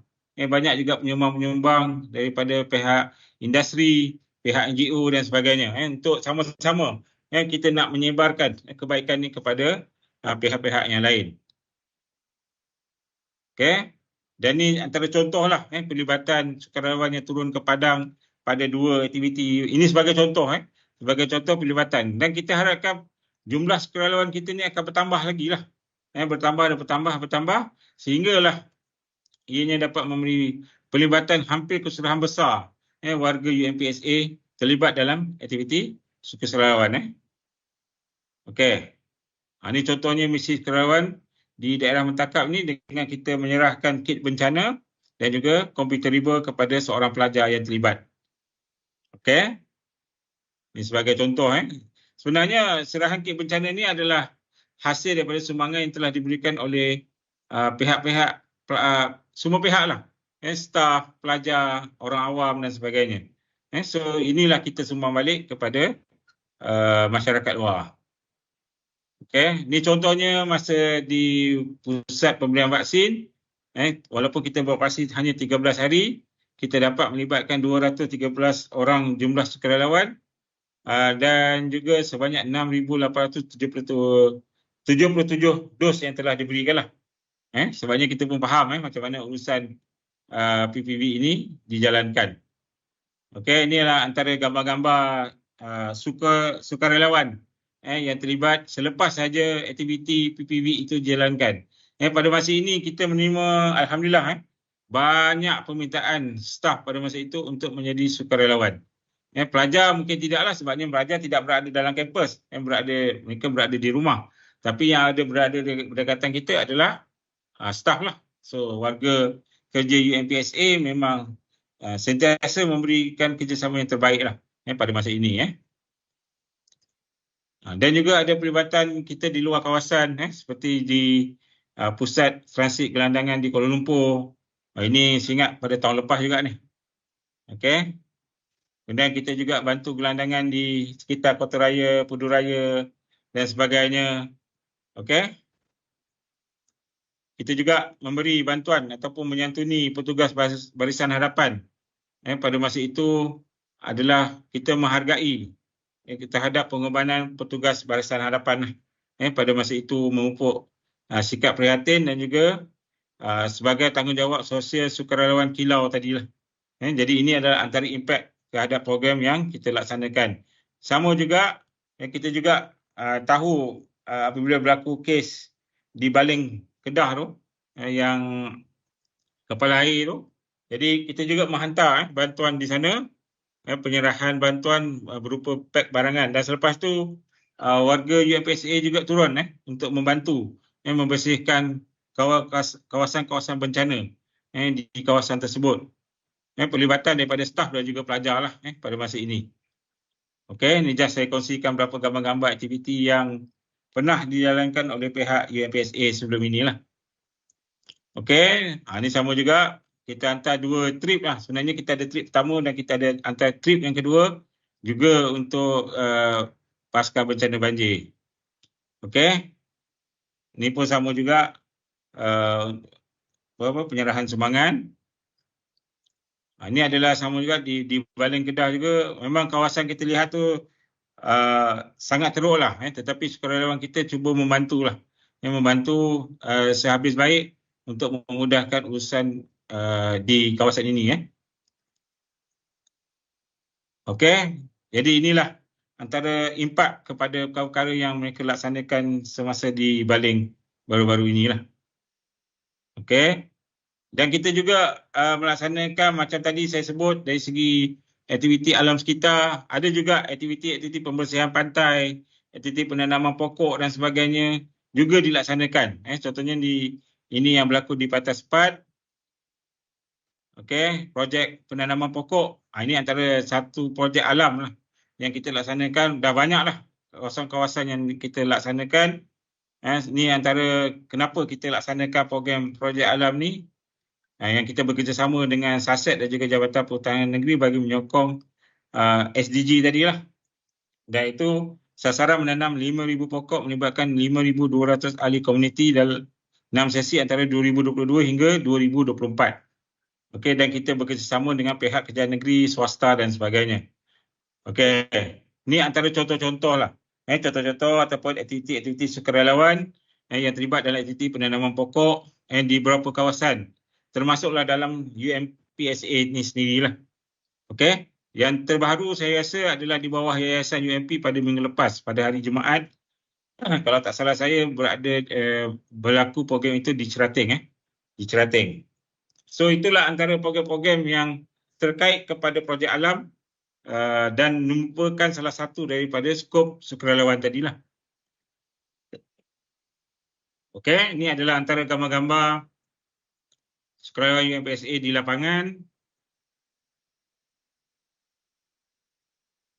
Okey, kita juga mendapat kerjasama daripada pihak holding untuk memberikan semangat kepada komuniti dan sebagainya.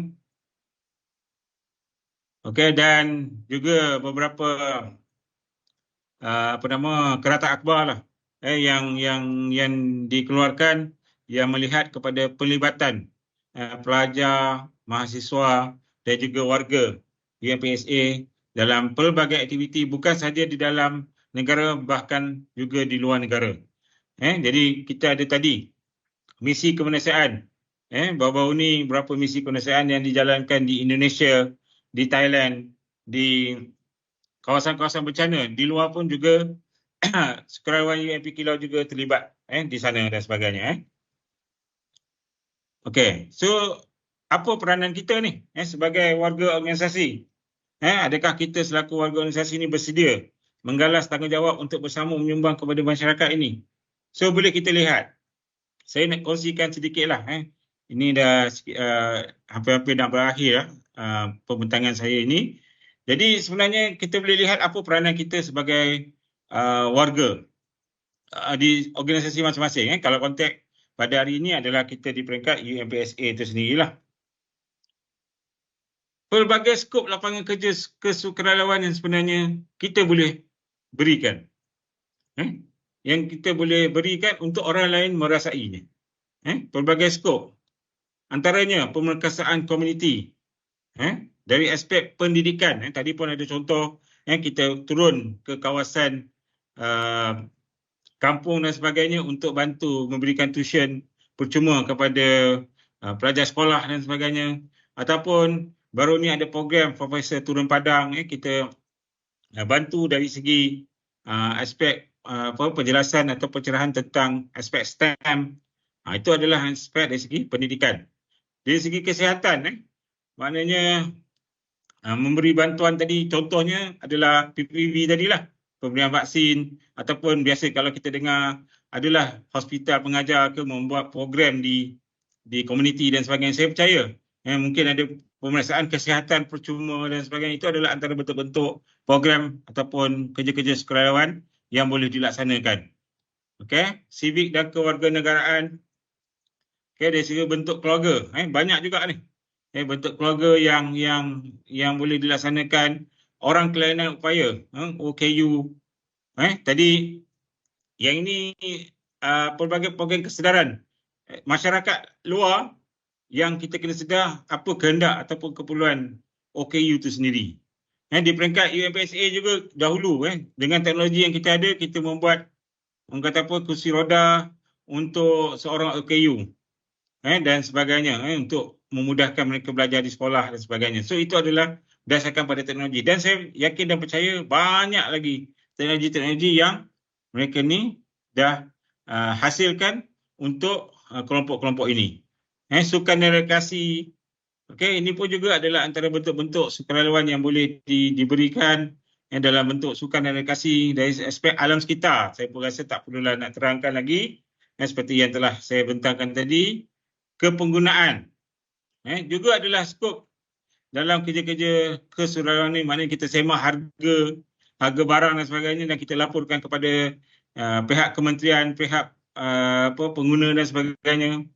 Hak asasi manusia, wanita, ini juga adalah antara hak-hak ataupun antara perkara-perkara yang kita boleh lihat. Apa kehendak daripada wanita, apa yang kita boleh bantu, dan sebagainya.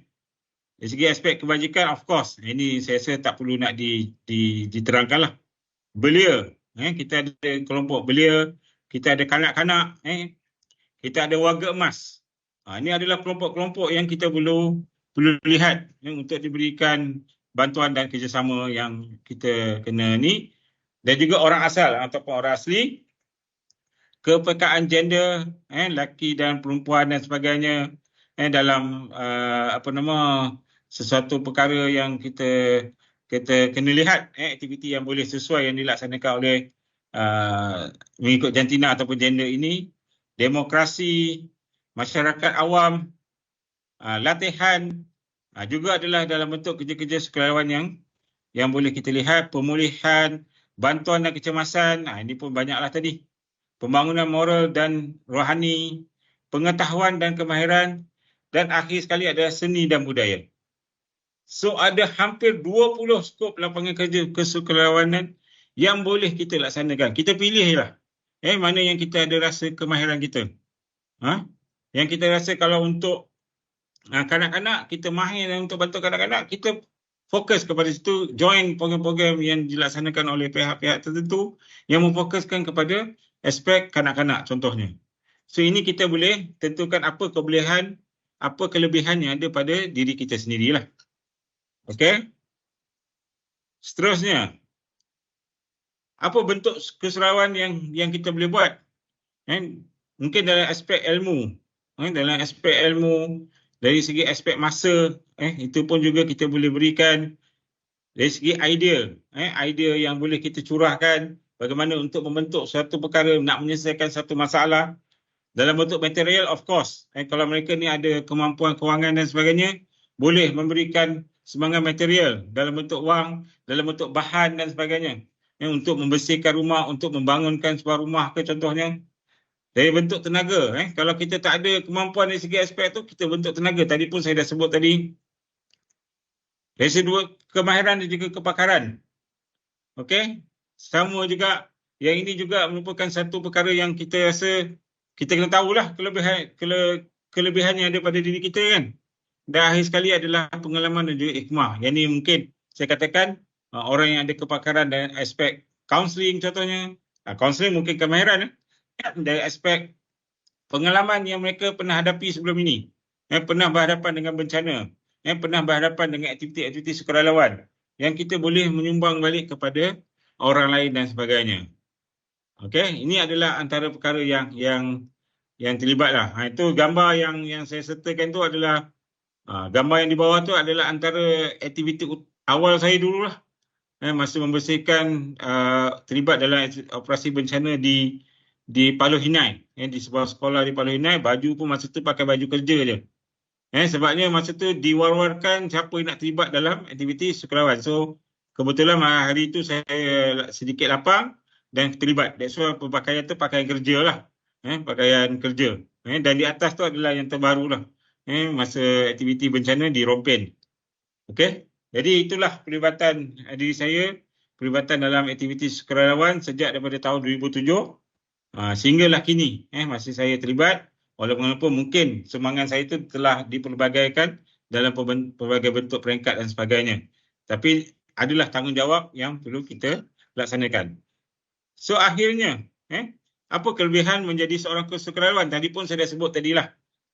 Faedah-faedah menjadi seorang sukarelawan. Tetapi dalam konteks kita pada hari ini, apa kelebihan kita untuk menjadi seorang sukarelawan? Pertama, kita dapat bertemu orang baru dan mengembangkan jaringan sosial dan profesional kita. Yang ini saya rasa, saya mengesahkan memang ianya berlaku. Sebab apabila kita terlibat dalam aktiviti sukarelawan. Saya ambil contoh bencana lah. Sebabnya pelibatan bencana ni pelbagai, banyak. Ada yang datang daripada NGO, ada yang datang daripada universiti lain, ada yang datang daripada masyarakat lain dan sebagainya. So kita berkenalan, kita bertemu dengan mereka. Saya pernah terlibat dalam operasi bencana di Termeloh.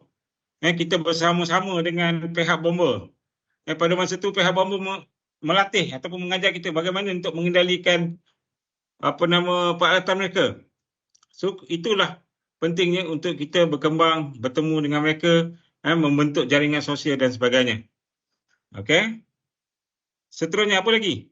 Mengajar kita untuk menjadi lebih sensitif terhadap alam sekitar dan orang di sekeliling kita. Of course, bila kita terlibat dalam sukarelawan, kita akan jadi lebih cakna kepada alam sekitar kita.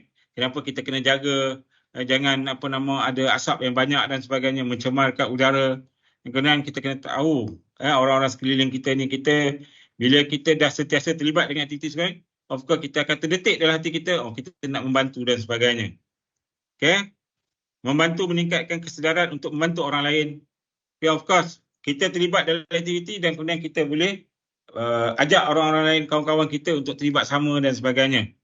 Itu antara kelebihan lah bila kita menjadi seorang sukarelawan. Memperolehi pengalaman dan pelajaran baharu dalam meningkatkan kemahiran bidang sosial.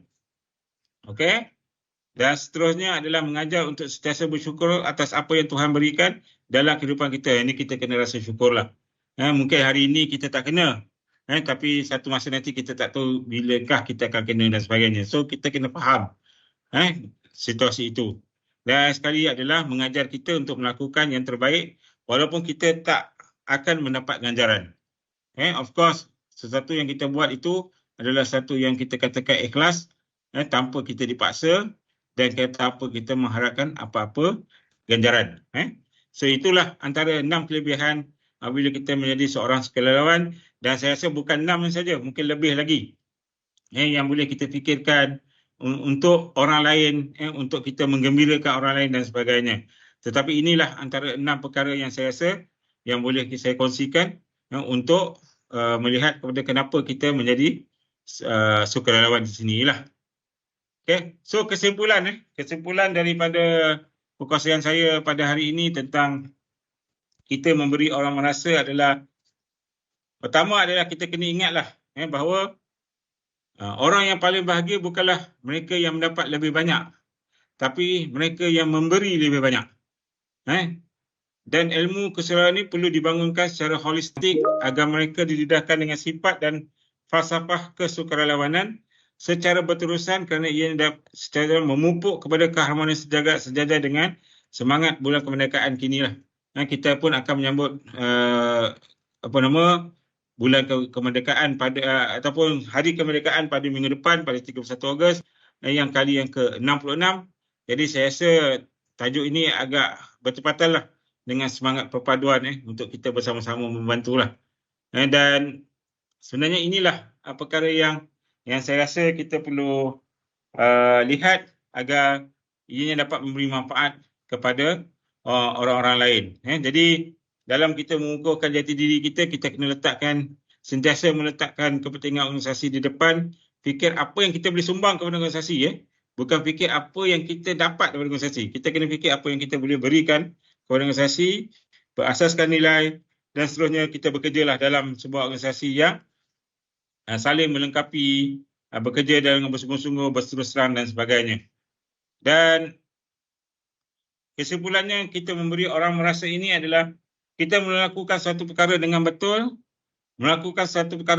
sebaik mungkin, dan melayan orang lain sebagaimana kita mahu dilayan. So saya rasa saya akhiri dengan slide saya pada hari ini dengan satu kisah, iaitu kisah 4 saudara tentang semua orang, seseorang, sesiapa dan tiada siapa, yang saya rasa kita boleh relatekan ataupun kita boleh kaitkan dengan topik kita pada hari ini, yang kita boleh sesuaikanlah nanti dalam kehidupan kita inilah. Iaitu ada tugas penting untuk dibuat dan semua orang pasti yang seseorang akan buat. Dan sesiapa saja boleh membuatnya, tetapi tiada sesiapa yang membuatnya. Seseorang amat marah kerana ia merupakan kerja semua orang.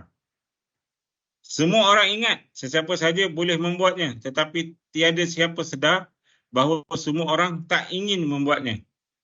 Dan ia berakhir dengan semua orang menyalahkan seseorang apabila tiada siapa buat apa yang sesiapa saja boleh buat.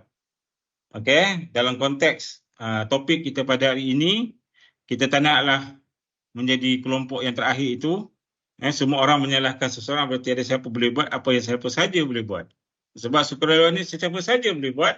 Sebab kita tahu kemampuan diri kita, kita tahu apa yang boleh kita tumpukan dan apa yang boleh kita berikan.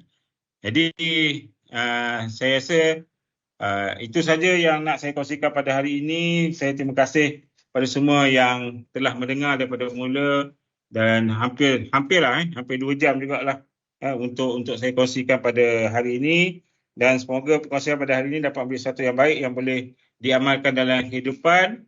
Dan saya juga nak ambil kesempatan kat sini lah untuk ucapkan terima kasih kepada pihak penganjur atas kesudian menjemput saya untuk buat sedikit perkongsian pada hari ini. Dan juga saya nak berterima kasih jugalah kepada isteri saya. Sebab isteri saya lah yang telah mengilhamkan tajuk pada hari ini kita memberi orang merasa. So dapatlah saya gunakan untuk perkongsian pada hari ini. So harapnya semoga apa yang saya kongsikan pada hari ini diberkati oleh Allah SWT dan bermanfaat kepada semua. So saya, kalau ada apa-apa pertanyaan, mungkin saya boleh serahkan kepada sesi ini kepada moderator. Silakan. Okey, Alhamdulillah, terima kasih diucapkan kepada Encik Raizal Hilmi atas perkongsian sebentar tadi. Okey, semoga dengan perkongsian tersebut beri gambaran yang jelas kepada semua tentang konsep kita memberi orang merasa. Okey, dekat sini ada 2 soalan yang saya dah nampak. Saya bacakan dulu untuk Encik Raizal Hilmi. Boleh. Okey, sejak akhir-akhir ini kelihatan makin menjadi sifat komersial dan terdapat pihak yang mengambil kesempatan dan sukarelawan rakyat di negara ini. Pada pandangan Tuan Farouk, apakah punca dan cara menanganinya? Okey, di sinilah saya rasa mungkin yang dimasukkan terhadap soalan ini adalah bersifat komersial. Maksud dia ada setengah pihak yang mengambil kesempatan menjadikan aktiviti sukarelawan adalah untuk mengaut keuntungan dan sebagainya. Tetapi dalam hal ini sebenarnya kalau di peringkat saya, pandangan saya adalah punca ini adalah apabila tidak ada kawalan ataupun kita katakan sekarang ni sesiapa saja boleh berkongsi. Sesiapa saja boleh menyalurkan, sebab orang rakyat Malaysia ni memang terkenal dengan murah hati dan sebagainya. Apabila satu perkara itu ditimbulkan, so dia jadi menarik minat kepada orang. Tapi kita sebagai manusia ni, orang yang ada akal dan fikiran, sebenarnya kita boleh menyiasat dululah. Sama ada pihak yang memohon sumbangan itu adakah pihak yang betul, pihak yang benar. Sebab kadang-kadang kita akan terperangkap dengan mungkin kumpulan-kumpulan tertentu yang mengambil kesempatan untuk memberi kemudahan ataupun kelebihan kepada mereka. Jadi sebaiknya adalah kita menyiasat terlebih dahulu. Dan yang kedua adalah kita menyemak dululah sama adakah NGO itu ataupun seseorang itu sentiasa ataupun pernah tak buat melaksanakan aktiviti sukarelawan dan sebagainya. Sebagai panduan pada kita lah sebelum kita terjebak dalam perkara tersebut. Dan yang ketiga adalah kita mungkin boleh buat cross check. Kita boleh cek, kalau contohnya dia ada nombor kat situ, kita contact dia. Tapi sekarang ni kena berhati-hati lah sebabnya kita pun dah banyak scammer ni kan.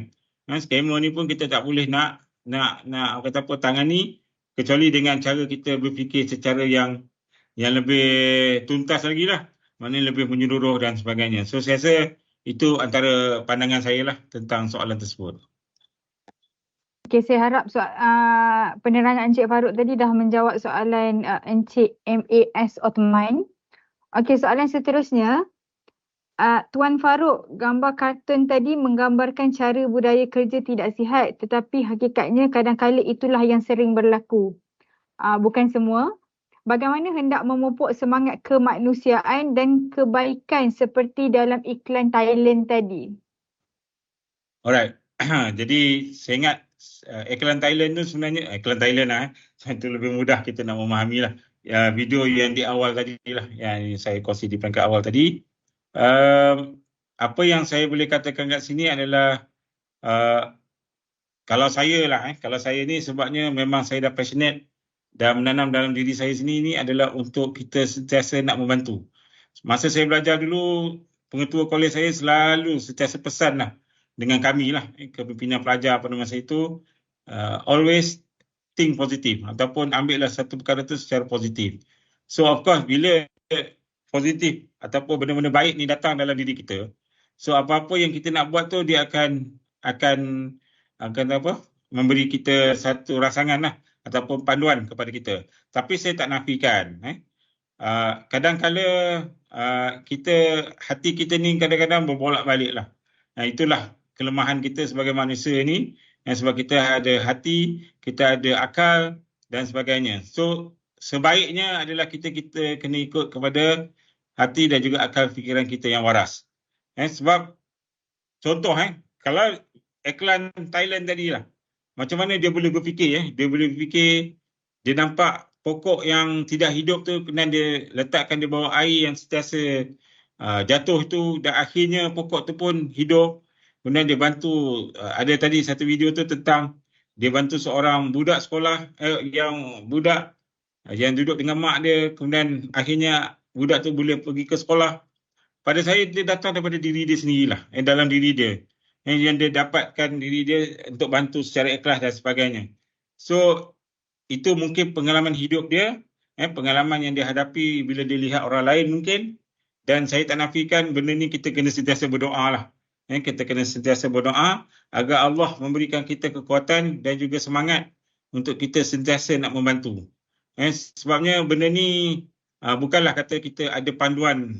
Bolehlah kita baca ke, kita tengok ke dan sebagainya. Tapi dia sikit sebanyak adalah dalam diri kita sendirilah untuk kita sentiasa nak membantu. Okey?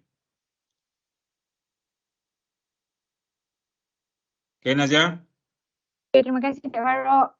Harap menjawab persoalan puan yang bertanya tadi. Okey. Ada apa-apa soalan lagi ke?